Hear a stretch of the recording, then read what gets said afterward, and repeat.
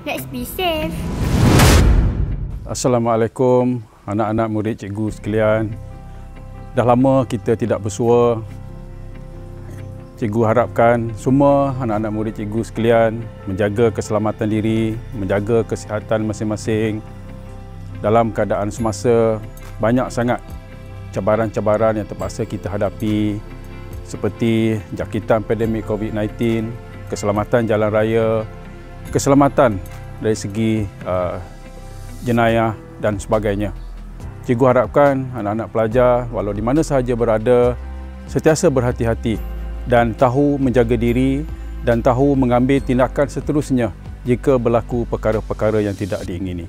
Jadi cikgu mengharapkan video-video yang ditunjukkan ini insya-Allah akan dapat menjadi panduan kepada anak-anak murid cikgu sekalian untuk mengambil langkah yang terbaik insya-Allah. Cikgu sayang semua anak-anak murid cikgu. Jaga diri baik-baik. Terima kasih.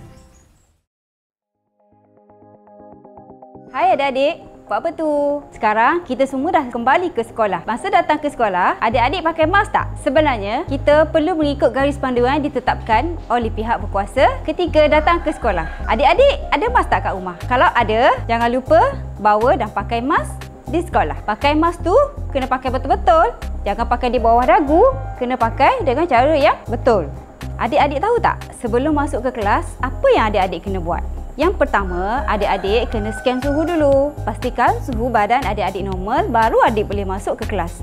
Kalau tidak, adik-adik tidak dibenarkan masuk ke kelas. Selepas scan suhu badan, jika suhu badan adik-adik normal, adik-adik dikehendaki pakai hand sanitizer. Jika tidak pakai hand sanitizer, adik-adik boleh gunakan teknik 7 langkah cuci tangan sebelum masuk ke kelas masing-masing. Sekarang, apabila berada di dalam kelas, adik-adik jangan duduk rapat-rapat, okey? Cikgu dah susun siap-siap kedudukan masing-masing. Ikutlah peraturan yang telah ditetapkan, duduk di kursi yang telah cikgu sediakan. Adik-adik perlu memastikan kedudukan kita kekal dalam jarak fizikal sekurang-kurangnya 1 meter antara satu sama lain. Jangan berada di tempat yang sempit, sesak atau bersembang secara dekat. Sama-sama kita elakkan risiko jangkitan COVID-19 di sekolah. Mencegah penularan jangkitan COVID-19 di sekolah adalah tanggungjawab kita semua. Kita kadang-kadang pernah terjatuh ketika sedang bermain. Apa yang perlu kita buat? Okey, yang pertama kita dah lihat masa ni pegang pada tangan beliau. Okey. Jadi kita dapat kena pasti yang dia mengalami kecederaan di tangan. Okey, sebelum tu kita kena juga respon di bahagian lain. Yang pertama kita minta respon daripada dia. Apabila masa respon, tanya di manakah bahagian sakit? Adik sakit mana? Tangan kanan. Okey, masa dengan respon dengan baik. Okey, di bahagian lain sakit tak? Okey, ni abang cek. Okey, sakit. Sakit, straight kaki. Okey, ni sakit. Okey, ni tak. Okey, hanya di bahagian kanan. Okey, seterusnya kita menggunakan kaedah anduh. Anduh ni kita buat kaedah anduh besar. Okey, yang pertama kita cuba bangunkan mangsa. Yang pertama tujuan kita buat anduh adalah untuk support dia punya tangan. Mangsa ni dia mengalami kepatahan di bahagian tangan.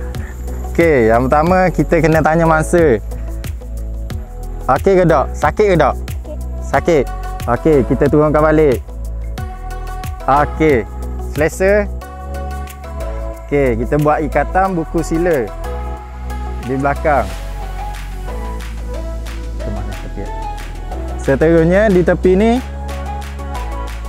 kita kemaskan anduh kita. Okey, mangsa boleh berjalan dengan sendiri. Okey, yang ni kita support je untuk riakan. Okey. Ingat, elakkan daripada melakukan aktiviti-aktiviti yang boleh menyebabkan kecederaan. Sama ada di dalam sekolah ataupun di luar sekolah. Jadi ingat, sekiranya berlaku kecederaan, adik-adik perlu hubungi cikgu yang terdekat ataupun hubungi 999. Ingat, Tanggungjawab ini adalah bukan tanggungjawab APM sahaja.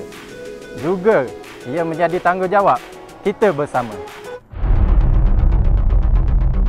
Dalam rumah, dapur antara tempat yang paling mudah terbakar. Jika berlaku kebakaran, apa yang perlu kita buat? Ambil kain basah dan tutup di tempat terbakar. Pastikan gas ditutup dan dicabut dengan selamat. Bahaya tau!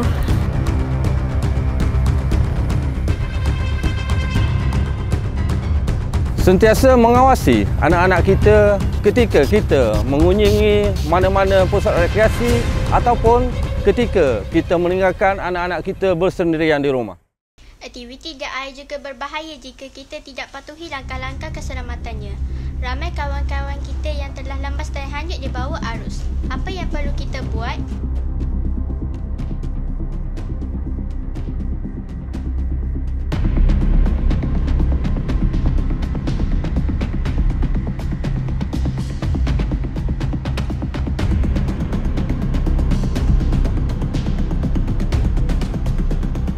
Kita juga boleh gunakan perkakas yang ada di sekeliling kita sementara penyelamat tiba. Panggil sesiapa sahaja yang ada berdekatan dengan kita atau hubungi 999 dengan segera. Ingat, pastikan kita memakai life jacket dan pastikan juga orang dewasa ada bersama.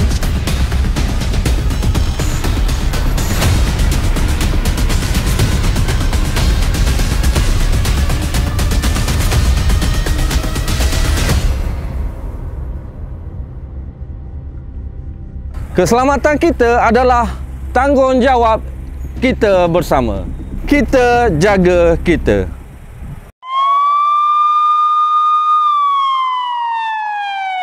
Bila kita balik sekolah, jangan melintas jalan sesuka hati dan bermain di jalan raya.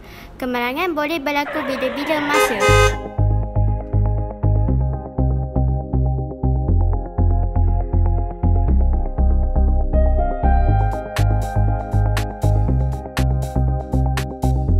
Pastikan tengok kiri dan kanan dahulu. Tunggu arahan pengawal keselamatan dan melintaslah dengan selamat.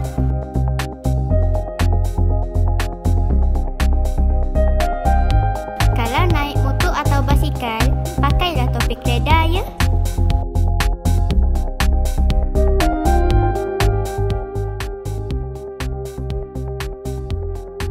Adik-adik, berkaitan dengan keselamatan ini adik-adik, kita kena harus menjaga keselamatan kita. Bukan sekadar kita kena menjaga keselamatan kita sahaja adik-adik. Kita kena menjaga keselamatan keluarga kita. Dan seterusnya kita kena menjaga keselamatan masyarakat kita adik-adik. Sekarang adalah musim COVID-19. SOP kita kena jaga.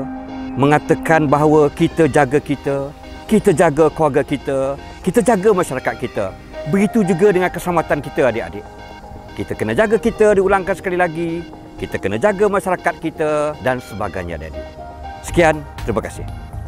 Terima kasih Rexol. Jumpa lagi.